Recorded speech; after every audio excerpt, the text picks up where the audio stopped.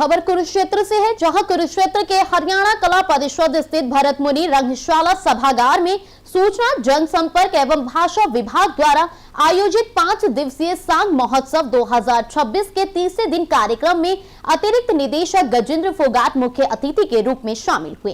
उन्होंने कहा कि प्रदेश की सांग जैसे सांस्कृतिक धरोहर को सहेजने के लिए सरकार ने ये अनोखा मंच प्रदान किया है। महोत्सव में प्रदेश भर से करीब 25 सांग दलों के कलाकारों ने अपनी प्रस्तुतियों से युवा पीढ़ी को लोक संस्कृति से जोड़ने का प्रयास किया। इस दौरान गजेंद्र फोगाट ने कहा कि कला ही इस विद्या के वास्तविक संरक्षक है और मुख्यमंत्री नायब सिंह सैनी उनके प्रोत्साहन के लिए निरंतर कार्य कर रहे हैं।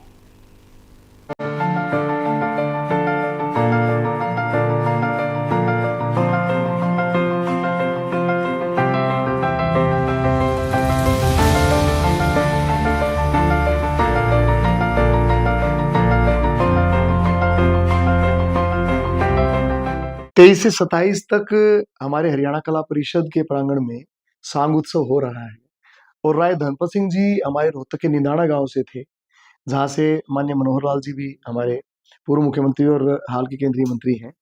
उसी गांव से राय धनपत सिंह जी ने जन्म लिया और पूरे देश और दुनिया में सांगों की एक बिल्कुल ही अविरल धारा का जो प्रभाव उन्होंने किया, ये निश्चित ही हमारे लिए बहुत गौरव का विषय है। और इसीलिए राय धनपत सिंह जी के नाम पे अवार्ड भी घोषित किया गया है, दिया भी जा चुका है, अब की बार भी दे रहे हैं।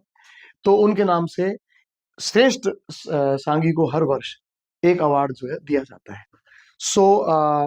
अभी जो सांग चल रहे हैं वो उन्हीं की प्रणाली के हैं। तो जितने भी सांगी यहाँ पे आ रहे हैं बहुत ही उत्कृष्ट सांगी हैं, बहुत ही कमाल के सांगी हैं।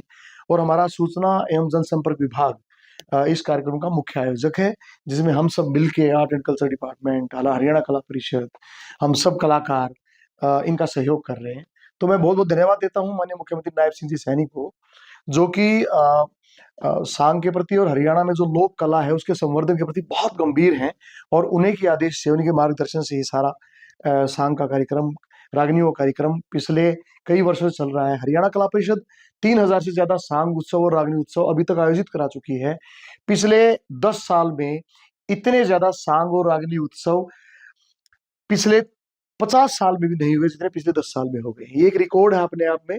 अगर आप लिम्का बुक वर्ल्ड रिकॉर्ड में भेजोगे तो शायद रिकॉर्ड में कहा जाए। मैं बहुत धन्यवाद करता हूँ माननीय मुख्यमंत्री नायब सिंह जी सैनी का। इस प्रकार के मंच से नए कलाकारों को मौका मिल सकता है। नए कलाकार अभी दिनौदा गांव में हमारी बेटियों ने सांग किया है। मेरे ख्याल से एक लड़की 14 साल की है, एक 15 की है, एक 17 की है, कोई 18 की है। ये हमारी बेटियां सांग के क्षेत्र में उतर गई हैं। अब हरियाणा कला परिषद उन बेटियों के सांग करवा रहे हैं। इतना बढ़िया सांग उन बच्चियों ने किया है। हरियाणा में जब आप एक हफ्ते का हरियाणा डे सेलिब्रेशन देखते हो कुरुक्षेत्र यूनिवर्सिटी में, जिसका अभी नाम कुछ और हो गया है मेरे ख्याल से, हम तो उसे हरियाणा डे सेलिब्रेशन पहले बोलते थे, अब रत्नावली उसका नाम हो गया है। वहां भी कितना बढ़िया बच्चे सांग प्रस्तुत करते हैं, सांग का पूरा कंपटीशन है। और इसके अलावा हमारे प्रदीप हैं, धनपत राय जी के पोते हैं, वो हमारे युवा साथी हैं। वो इतना बढ़िया सांग करते हैं, उनकी उम्र है ही क्या अभी।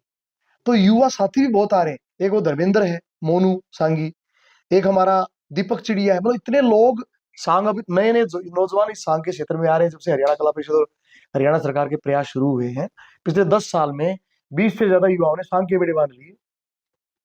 कहीं ना कहीं ये पुरातन जो हमारी संस्कृति है, मेरे गुरु गुरदास मान साहब वो कहते, पुराना गुड़, पुराना, पुराने दोस्त, पुराने मित्र, पुराना प्यार, पुरानी किताबें, पुरानी फिल्में, पुराना संगीत, इनको आदमी भूल नहीं सकता।